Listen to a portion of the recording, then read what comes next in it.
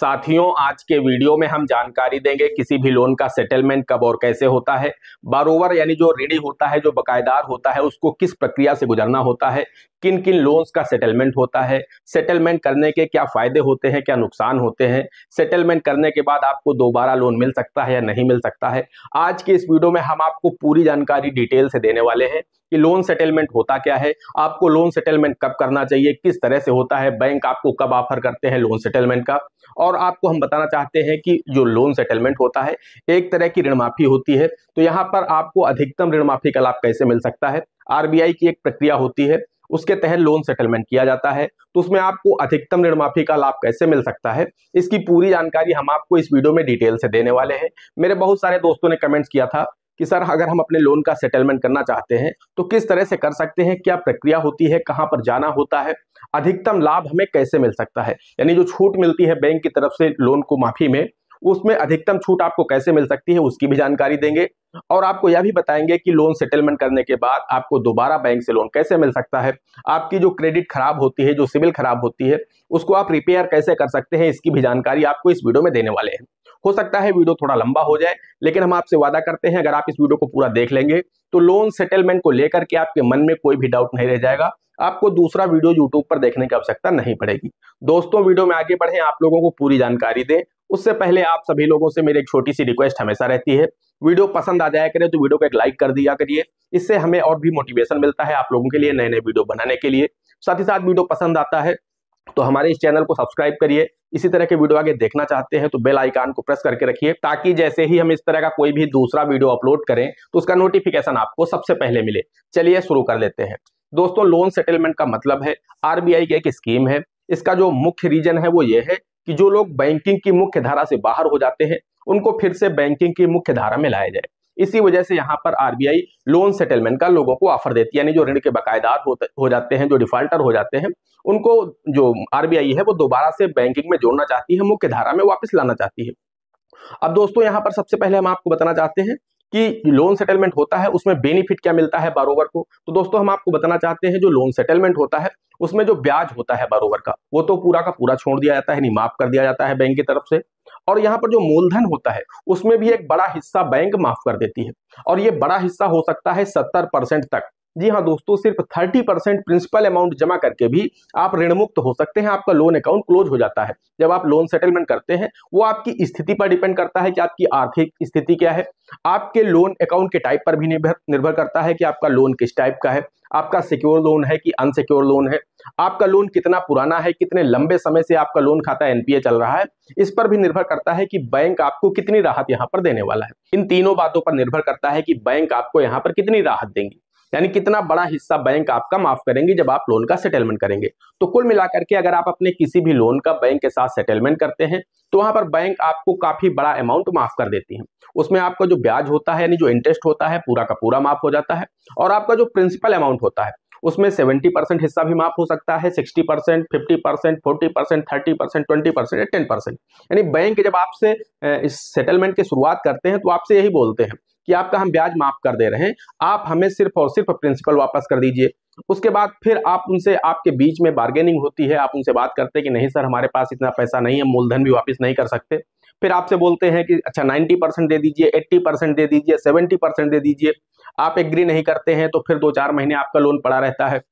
उसके बाद फिर आप बैंक जाते हैं, फिर नोटिस आता है बैंक की तरफ से आपको कि आ जाइए लोन का सेटलमेंट कर लीजिए, समझौता कर लीजिए। बैंक के कर्मचारी आपके घर आते हैं, फिर आप जाते हैं तो वहां पर आपसे बोला जाता है अच्छा 60% अमाउंट दे दीजिए, 50% अमाउंट दे दीजिए।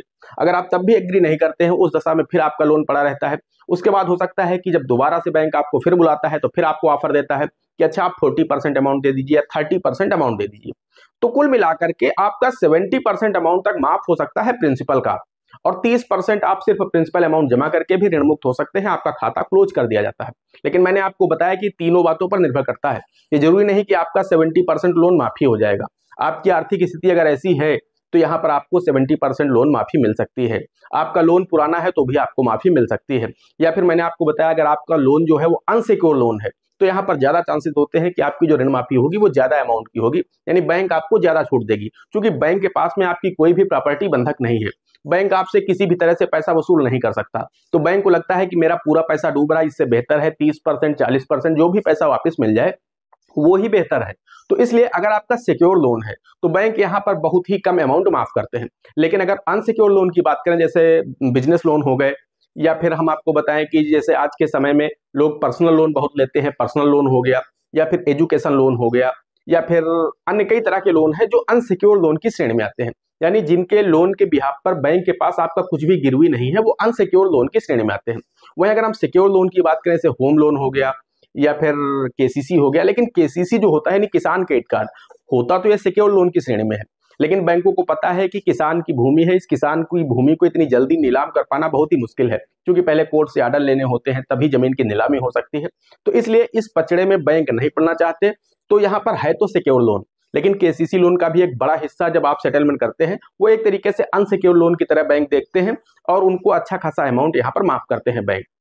तो अगर आपका अनसिक्योर लोन है, जैसे क्रेडिट कार्ड का लोग यहाँ पर बिल लेट कर देते हैं और खाता एनपीए हो जाता है, उनका जो क्रेडिट कार्ड है वो डिफॉल्ट में चला जाता है, उस दशा में क्रेडिट कार्ड का भी लोग सेटलमेंट करते हैं, तो यहाँ पर बड़ा हिस्सा माफ किया जाता है बैंक की तरफ से।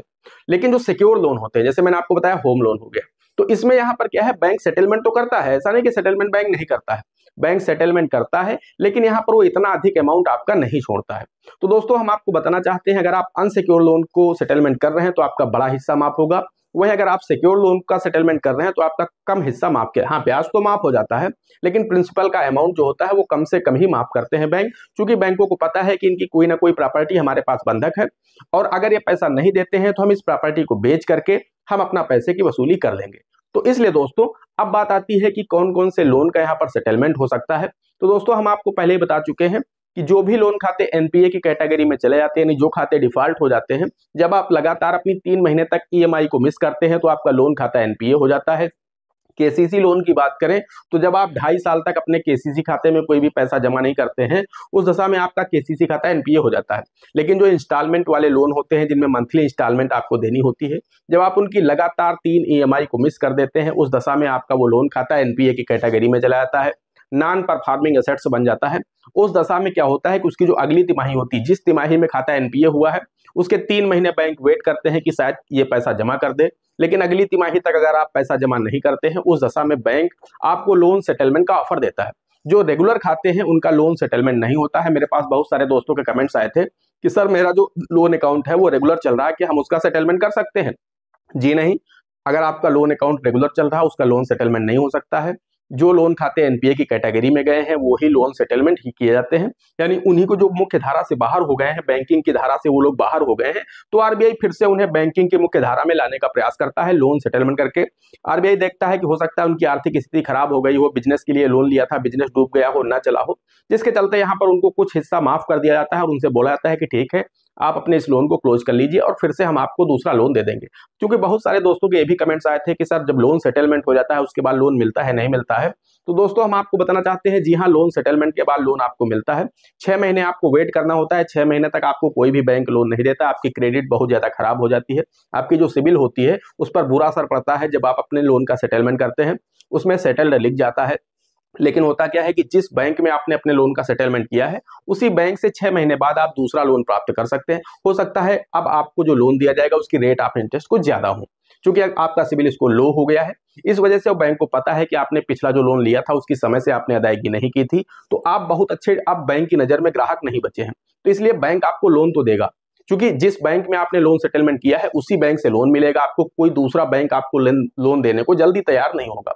अगर आपको कोई बैंक या एनबीएफसी लोन देने को तैयार होगा तो हाई रेट ऑफ इंटरेस्ट पर आपको लोन देगा। लोन मिल जाएगा, ऐसा नहीं कि लोन आपको बिल्कुल मिलेगा ही नहीं, लोन मिलेगा, लेकिन मैंने आपको बताया कि पहली चीज तो यह है कि उसी बैंक से आपको मिलेगा, 6 महीने के बाद मिलेगा, और ज्यादा रेट ऑफ इंटरेस्ट भी बैंक आपसे वसूल सकते हैं।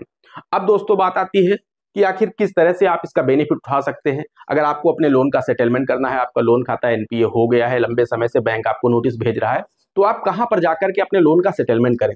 तो दोस्तों हम आपको बताना चाहते हैं, साल में 4 बार हर 3-3 महीने में पूरे देश में हर जिले में राष्ट्रीय लोक अदालत का आयोजन किया जाता है। जैसे आज 8 मार्च 2025 है, तो आज भी राष्ट्रीय लोक अदालत का आयोजन किया गया है। मैंने इस पर परसों ही एक वीडियो बनाया था कि अगर आपका भी लोन खाता एनपीए है तो आप राष्ट्रीय लोक अदालत में जाकर के अपने लोन का सेटलमेंट कर सकते हैं और अपने लोन को बंद करके ऋण मुक्त हो सकते हैं। तो इसी तरीके से दोस्तों साल में 4 बार राष्ट्रीय लोक अदालत का आयोजन किया जाता है। आपको बैंक की तरफ से नजदीकी पुलिस स्टेशन से आपको राष्ट्रीय लोक अदालत का एक नोटिस सेंड किया जाता है। उस नोटिस को ले जा करके आप राष्ट्रीय लोक अदालत में पहुंच करके आप अपने लोन का सेटलमेंट कर सकते हैं। 90 दिन का आपको समय दिया जाता है। जिस डेट में आप अपने लोन का सेटलमेंट करते हैं 10% अमाउंट टोकन मनी के रूप में आपको सेम डे ही जमा करना होता है। उसके बाद बचा हुआ 90% अमाउंट आपको 90 दिन के अंदर जमा करना होता है। अगर 90 दिन के अंदर आप अपनी संपूर्ण बकाया राशि को जमा नहीं करते हैं जितने में आपका समझौता हुआ है, तो फिर आपका जो समझौता है वो रद्द माना जाएगा, यानी आपका जो सेटलमेंट है वो कैंसिल हो जाता है। तो इसलिए दोस्तों आप चाहें तो राष्ट्रीय लोक अदालत में जाकर के अपने लोन का सेटलमेंट कर सकते हैं, या फिर आप अपने बैंक जाकर के भी लोन का सेटलमेंट कर सकते हैं। वहां पर जो ब्रांच मैनेजर होते हैं उनके पास पूरी पावर होती है आपके लोन का सेटलमेंट करने का। अगर आपका लोन खाता एनपीए हो चुका है, 6 महीने, 1 साल, 1.5 साल, 2 साल हो चुके हैं एनपीए हुए, तो आप आसानी से ब्रांच मैनेजर के पास जाएंगे और वहां पर वो आपसे लोन का सेटलमेंट कर लेंगे। हाँ, ये हो सकता है कि पहले आपसे वो 90% अमाउंट बोले, फिर 80% अमाउंट बोले, क्योंकि उनकी पावर बहुत अधिक नहीं होती है। वो 60% या 40% या 50% अमाउंट पर समझौता नहीं कर सकते हैं। वो अपने जोनल ऑफिस से या अपने हेड ऑफिस से बात करेंगे, वहां से परमिशन लेंगे और उसके बाद आपको ज्यादा से ज्यादा अमाउंट का भी बेनिफिट दिया जा सकता है। आप किसी भी वर्किंग डेज में बैंक में जाकर के आप अपने लोन के सेटलमेंट की बात ब्रांच मैनेजर से कर सकते हैं, आपके लोन का समझौता हो जाएगा। और कोशिश आप हमेशा ये करिए कि आप उतना ही लोन लीजिए जिसका आप ईएमआई टाइम पर पे कर पाएं, क्योंकि जब आप टाइम टू टाइम ईएमआई पे करेंगे तो आपको आसानी से किसी भी जगह से लोन भी मिल जाएगा, सेटलमेंट की नौबत ही नहीं आएगी, आपका सिबिल बेहतर रहेगा, जहां भी आप आवेदन करेंगे वहां से आपको आसानी से लोन मिल जाएगा। तो मेरी राय तो आपको यही है कि आप अपने सर पर लोन का ज्यादा बोझ मत बढ़ाइए, आप उतना ही लोन लीजिए जितने का आप ईएमआई टाइम पर दे पाएं। आप अपनी कोई भी ईएमआई को मिस मत करिए। आप अपने जो क्रेडिट हिस्ट्री है अच्छी से बिल्ड करिए, ताकि पता नहीं भविष्य में आपको कब कहां पर ज्यादा लोन की आवश्यकता पड़ जाए तो फिर वहां पर बैंक आपको मना कर दे। तो इसलिए लोन का सेटलमेंट कोई बेहतर विकल्प मैं नहीं मानता हूं। बाकी अगर आप सक्षम नहीं हैं, आपको लग रहा है कि बहुत अधिक परेशान हो चुके हैं, बैंक के लगातार कॉल्स आते हैं, रिकवरी एजेंट आपको परेशान कर रहे हैं, कोई विकल्प नहीं है, उस दशा में आप लोन का सेटलमेंट कर सकते हैं। तो बकाया रहने से तो अच्छा है कि आप अपने लोन का समझौता कर लीजिए। या फिर ऐसे लोगों का आप लोन सेटलमेंट कर सकते हैं जो लोग मान लीजिए जिनकी मृत्यु हो चुकी है, आपके घर परिवार के हैं, अब उनको दोबारा से लोन की आवश्यकता तो पड़ने वाली है नहीं, उनकी डेथ हो चुकी है, तो उनके लोन का आप समझौता कर सकते हैं। बाकी अगर आप अभी नई उम्र के हैं या फिर आपको लगता है किसी के घर में लोन जिसका चल रहा है उसकी एज 80 साल 75 साल हो चुकी है, तो ऐसे व्यक्तियों का भी आप लोन सेटलमेंट कर सकते हैं, क्योंकि उनके नाम से आपको दोबारा लोन अब नहीं मिलेगा, क्योंकि इनकी जो एज है वो ओवर हो चुकी है। लेकिन मान लीजिए कोई 25 साल का, 30 साल का, 35 साल का पर्सन है, वो अपने लोन का सेटलमेंट करेगा तो उसके लिए भविष्य में कई दिक्कतें खड़ी हो सकती हैं। दोस्तों आशा करते हैं लोन सेटलमेंट को लेकर के आपके मन में जो भी डाउट थे सारे मैंने दूर करने की पूरी कोशिश की है। फिर भी अगर आपके मन में कोई डाउट रह गया है, कोई क्वेरी रह गई है, तो आप लोग हमें कमेंट कर सकते हैं, इंस्टाग्राम पर हमें डीएम कर सकते हैं, हमारे टेलीग्राम चैनल से जुड़ करके वहां पर भी हमें कमेंट कर सकते हैं। मैं पूरी कोशिश करूंगा आप सभी के कमेंट्स का रिप्लाई करने का। दोस्तों आज के वीडियो में इतना ही, मिलते हैं अगले वीडियो में किसी अगले इंटरेस्टिंग टॉपिक के साथ। तब तक के लिए जय हिंद, जय भारत।